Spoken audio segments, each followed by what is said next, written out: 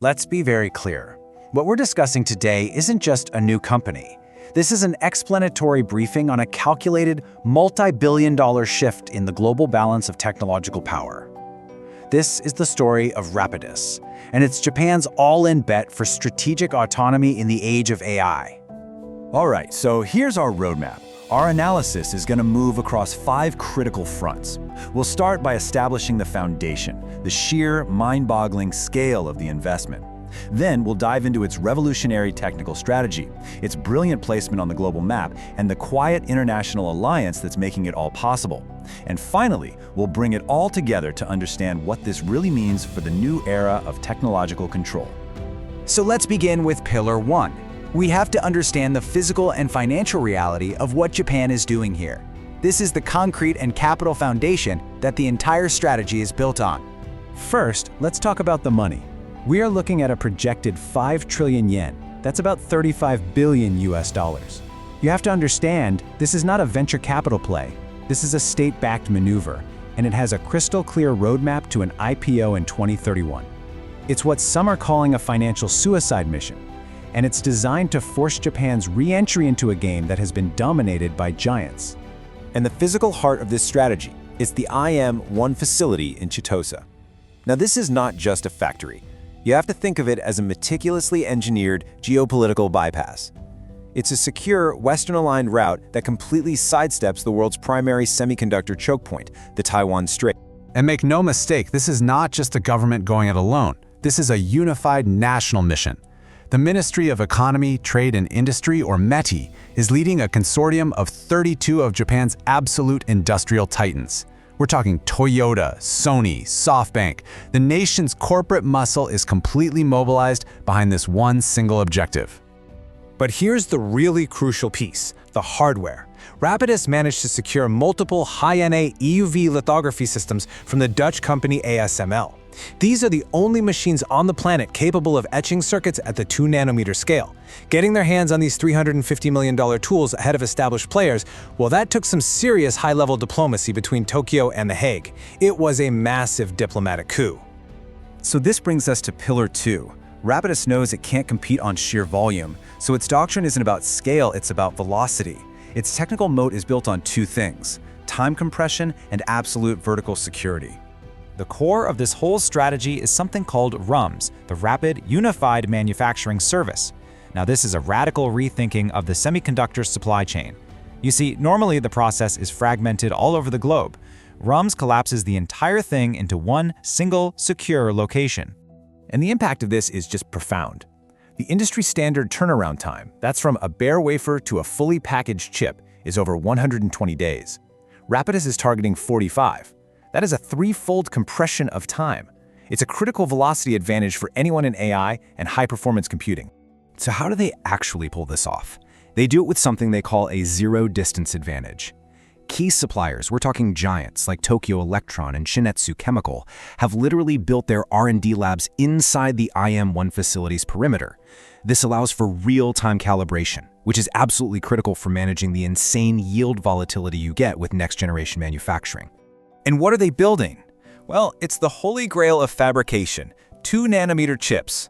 This requires a new architecture called Gate-All-Around, or GAA. You see, unlike the older FinFET designs, GAA surrounds the channel on all sides. This drastically cuts down on power leakage and lets you pack in more transistors. This superior electrical control is the foundational tech needed for the next decade of powerful, efficient AI. The other half of this RUMS doctrine is integrating the back-end process on-site using advanced chiplet packaging. So instead of trying to design one massive monolithic chip that's prone to errors, this approach lets you integrate multiple smaller, specialized dies onto a single substrate. Not only does this boost your yield rates, but it's the final piece of the puzzle to hit that 45-day turnaround because you eliminate all the time wasted shipping chips overseas for packaging. And all of this leads directly to Pillar 3. The geopolitical shift. This entire technical strategy is really only possible because of a single, critical choice of location. It's a move that positions Hokkaido as a deliberate sanctuary from the world's most volatile region. So let's look at the contrast, because it's stark. The world currently depends on Taiwan's Silicon Shield, which sits in a region with incredibly high geopolitical tension and, frankly, high seismic risk. Rapidus offers the Hokkaido Sanctuary, a foundry built in a zone of low geopolitical volatility and high seismic stability. This is, at its core, a de-risking strategy for the entire planet. And look, this isn't just some theory. The strategic sentiment from industry leaders like Nvidia's Jensen Huang completely validates this concept. For a company whose entire market cap depends on having access to advanced silicon, Rapidus isn't just another supplier. It's a geopolitical safe harbor. It's an insurance policy against a conflict in the South China Sea. And on top of all that, Hokkaido itself offers what you could almost call a resource hegemony. The island has abundant snowmelt, which is critical for the ultra-pure water needed for chip making. It has superior seismic stability, and it has vast potential for renewable energy. These are natural, enduring advantages that create a technical moat that is just very, very difficult to replicate. Now, Pillar 4 reveals how all of this is even possible, because Japan is not doing this alone. This whole endeavor rests on a critical international partnership, a quiet coup forged through a perfect alliance between American design and Japanese execution. And this is the axis of innovation right here.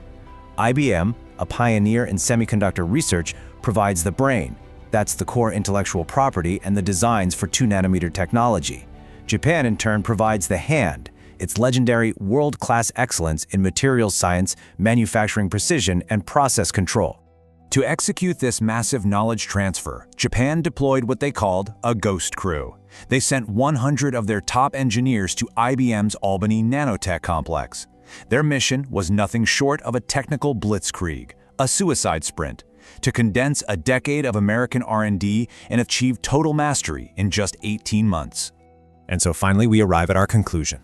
When you synthesize all of these pillars, the capital, the technology, the geography, and the alliance, you start to see a fundamental shift in the very nature of modern power.